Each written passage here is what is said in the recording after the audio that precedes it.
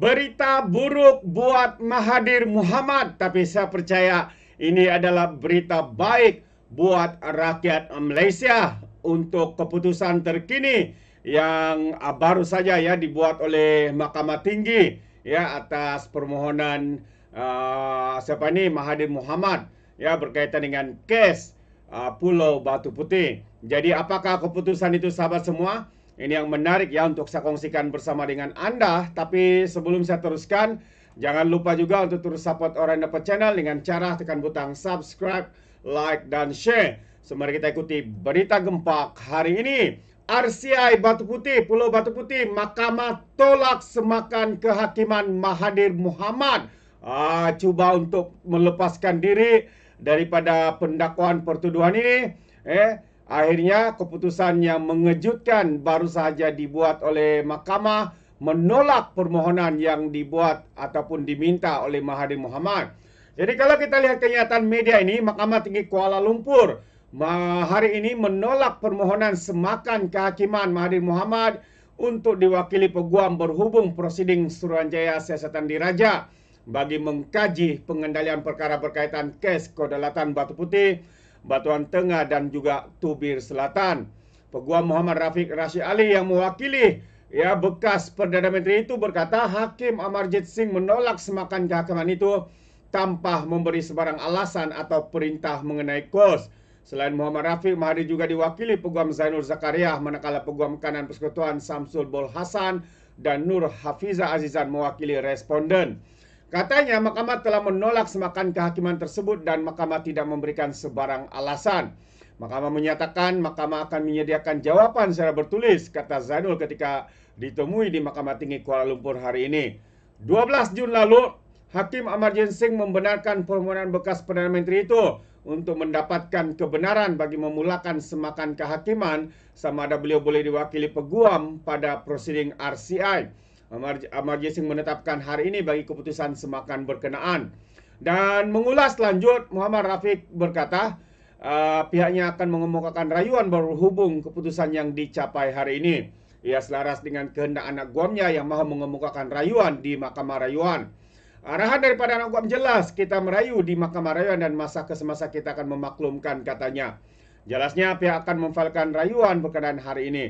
Jadi pada 12 Jun yang lepas, bekas Perdana Menteri itu memberi keterangan dalam prosiding RCI yang dijalankan secara tertutup dan RCI telah menyalifikasikan laporan yang dikeluarkan pada 5 Disember 2024. Laporan RCI antaranya berpendapat bahwa Mahathir berkemungkinan dengan sengaja mendorong jemaah menteri untuk tidak meneruskan kedua-dua permohonan berkaitan.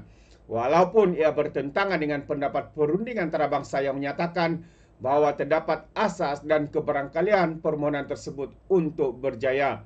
Dua permohonan itu adalah bagi menyimak semula untuk mentafsir keputusan Mahkamah Keadilan ICJ pada 23 Mei 2008 yang memutuskan Singapura mempunyai hak terhadap Batu Putih manakala Batuan Tengah yang terletak tidak sampai 1 km dari pulau itu adalah milik Malaysia. Selain itu, ICJ memutuskan hak milik Tubir Selatan kira-kira 4 km daripada Batu Putih akan ditentukan mengikut persempadanan perairan negara yang menguasainya. Dalam laporan setebal 217 muka surat, RCI turut mengesyorkan agar siasatan jenayah boleh dimulakan terhadap Mahathir Mohamad mengikut Seksyen 415B Kanun Keseksaan dan beliau boleh dihukum di bawah Seksyen 417 dan Seksyen 418 Kanun yang sama. Mahathir menfailkan permohonan semakan kehakiman itu dan menamakan 8 responden termasuk pengerusi RCI Muhammad Raus Sarif dan mendakwa dia tidak dimerahkan untuk diwakili peguam pilihannya pada prosiding RCI selain mendakwa dirinya mempunyai hak untuk diwakili peguam pilihan dalam siasatan berkenaan.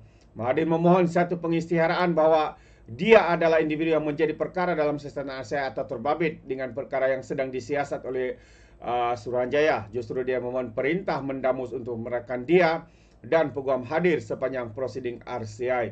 Jadi itu antara kononnya alasan yang dikemukakan oleh Mahathir. Tetapi akhirnya hari ini sahabat semua, Mahkamah Tinggi Kuala Lumpur telah pun membuat keputusan yang menolak permohonan semakan yang diminta oleh Mahathir Mohamad ini. Jadi itu perkembangan yang saya boleh katakan berita baik buat seluruh Malaysia, berita buruk buat Mahathir Mohamad. Alright, sebelum saya akhiri, sedikit perkembangan ya berkaitan dengan pelaksanaan PLKN yang ke-3.0 pada tahap terbaik. Ya, persediaan pelaksanaan PLKN berada pada tahap yang terbaik, kata Menteri Khalid ya, yang bertanggungjawab dalam isu ini. Jadi mari kita lihat kenyataan media ini. Katanya persediaan kerajaan dalam melaksanakan program latihan Hikmat Negara 3.0 yang bermula hari ini adalah tahap terbaik, kata Menteri Pertahanan Datuk Seri Muhammad Khalid Nordin. Beliau berkata, persediaan termasuk dari segi penginapan, kesihatan dan makanan yang disediakan kepada pelatih itu adalah bagi memastikan program berkenaan berjalan lancar. Program hari ini adalah program perintis dan akan ada lagi 3 siri latihan PLKN pada tahun ini. Dan kita akan meneliti perjalanan ke semua siri latihan ini dan akan melakukan penambahbaikan jika terdapat sebarang kekurangan, katanya kepada pemberita selepas perjumpaan bersama dengan pelatih PLKN di Kem Regimen Askar Wataniah di Kuala Lumpur malam tadi. Pagi tadi juga seramai 120 pelatih sukarela dari seluruh negara melapor diri dan di kem berkenaan bagi mengikuti PLKN 3.0 yang akan bermula secara rasmi hari ini selepas 7 tahun dimansuhkan. Pelaksanaan semula program itu dijalankan secara berperingkat bertujuan memupuk semangat patriotisme, perpaduan nasional dan jati diri dalam kalangan golongan media di Malaysia, selain melengkapkan mereka dengan ketahanan menghadapi cabaran hidup menerusi pengalaman latihan fizikal dan mental. Dan sementara itu, Muhammad Khalid juga mengucapkan tahniah kepada semua peserta yang hadir secara sukarela bagi menjalankan program berkenaan. Beliau berkata, selain menanam semangat patriot, PLKN 3.0 juga berperanan untuk memupuk semangat perpaduan dalam kalangan peserta. Negara kita merupakan sebuah negara yang mazmuk. Kekuatan negara hanya boleh datang sekiranya rakyat itu sendiri bersama-sama mempunyai semangat hormat menghormati, toleransi, menerima antara satu sama lain, seperti apa yang Perdana Menteri kata, bukan soal kenal tapi sayang, dan cinta antara satu kaum dengan kaum lain. Maka hanya dengan demikian baru negara ini kita akan kuat, kata dalam ucapannya. Wow, terbaik.